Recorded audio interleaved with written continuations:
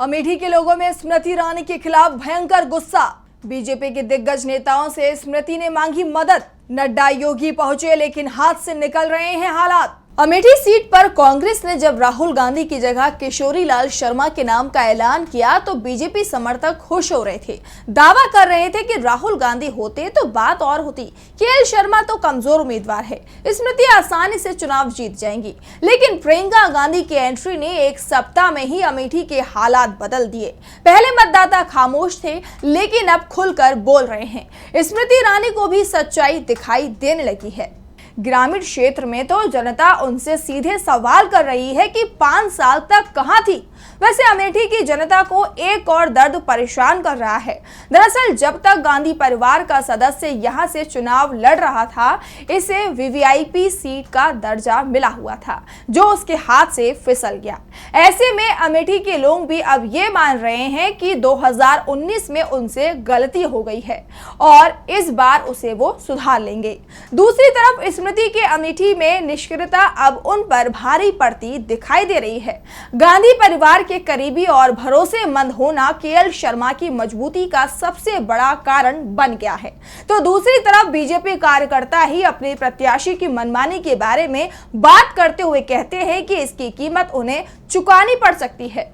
स्मृति ईरानी को भी इसका एहसास हो रहा है। स्मृति ईरानी के खिलाफ नाराजगी का एहसास होने के चलते बीजेपी समर्थक वोटर से कैंडिडेट की जगह अब मोदी और योगी के नाम पर वोट देने की अपील कर रहे हैं।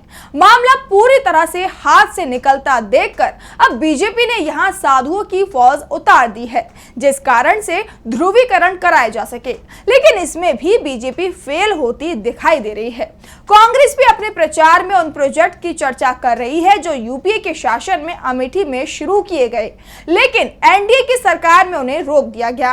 कांग्रेस ट्रिपल आईआईटी जो 2016 में बंद हो गया और प्रयागराज ट्रांसफर हो गया, और कभी हकीकत न बन पाने वाले मेगा फूड पार्क एवं एक पेपर मिल का जिक्र कर रही हैं। इसे प्रतिरोध की राजनीति बताते हुए कांग्रेस मतदाताओं को उन परियोजनाओं के बारे में बता रही है जो राजीव गांधी के समय में आई, जैसे BHEL, HAL और ऑर्डिनेंस फैक्ट्री और एक सीमेंट प्लांट। राहुल गांधी तो लगातार ये दावा करते रहे कि यूपीए सरकार के समय अमेठी में AK-47 राइफल बनाने का प्रस्ताव पास किया गया था, लेकिन मोदी जी इसे अडानी को देना चाहते हैं, इसीलिए इस पर अड़ंगा डाल दिया। यानी कांग्रेस अमेठी में विकास के नाम पर वोट मांग रही है तो स्मृति ईरानी का प्रचार मोदी और योगी से होते हुए अब धार्मिक ध्रुवीकरण की तरफ बढ़ता दिख रहा है।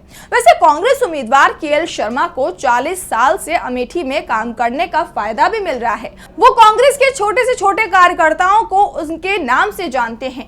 पार्टी के कार्यकर्ताओं और नेताओं की केएल शर्मा तक सीधी पहुंच है। तो दूसरी तरफ स्मृति ईरानी हर किसी से बात नहीं करती हैं। अमेठी के चंद लोगों के साथ ही वो पूरी रणनीति तैयार कर रही हैं। 5 साल के कार्यकाल में भी उन्होंने जब भी अमेठी का दौरा किया तो आम लोगों से दूरी बनाए रखी।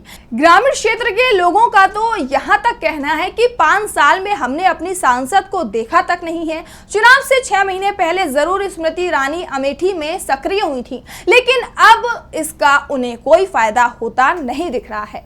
दूसरी तरफ प्रियंका गांधी ने अमेठी और रायबरेली में कांग्रेस के प्रचार का जिम्मा संभाल लिया है। कांग्रेस के कार्यकर्ताओं का दावा है कि अमेठी की हवा अब बदल गई है। रायबरेली को लेकर तो कांग्रेस पहले से ही पूरे विश्वास में थी कि यहां बड़ी जीत मिलेगी, लेकिन राहुल के अमेठी छोड़ने पर जरूर पहले कुछ संशय था, लेकिन प्रियंका ने इस संशय को दूर कर दिया।